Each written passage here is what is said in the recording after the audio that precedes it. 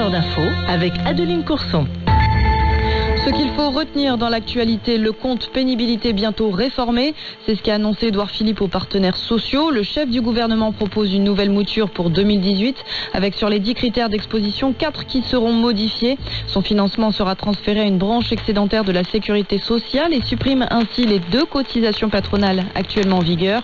Autre annonce du Premier ministre, celle sur la baisse des prélèvements obligatoires, moins 7 milliards pour 2018. Une baisse garantie par la maîtrise des dépenses publiques, annonce le chef du gouvernement. Devant l'Assemblée nationale mardi, Édouard Philippe avait promis que les prélèvements obligatoires baisseraient de 20 milliards d'euros d'ici 2022. Le Premier ministre qui s'est exprimé à l'occasion de la première convention de la République en marche à Paris. Le mouvement lance un nouvel organigramme qui comprend un conseil, un bureau exécutif et des délégués généraux. Il sera soumis au vote électronique de ses adhérents du 23 au 30 juillet. De son côté, le Parti socialiste fait peau neuve. Après la démission de Jean-Christophe Cambadélis, une nouvelle direction collégiale a été nommée par le Conseil national du PS, composé de 28 membres. Parmi ces 28 noms, l'ancien ministre Mathias Fekl, mais aussi cet ajout de dernière minute dans un souci de parité, le proche de Benoît Hamon, Régis Juanico. À retenir également la fin du G20 à Hambourg, en Allemagne. 2 accords ont été signés au terme de ces 2 jours, perturbés par les manifestations. L'un sur le climat, l'autre sur le commerce. Sur le climat d'abord, Donald Trump a obtenu la reconnaissance de la sortie des États-Unis dans l'accord de Paris. Un communiqué autorise désormais le pays à poursuivre sa politique divergente sur le climat. Dans ce contexte, Emmanuel Macron convoque un nouveau sommet le 12 décembre. Sur le commerce ensuite, si Donald Trump a fait campagne avec le slogan « L'Amérique d'abord », le chef d'État a concédé à signer l'accord condamnant le protectionnisme.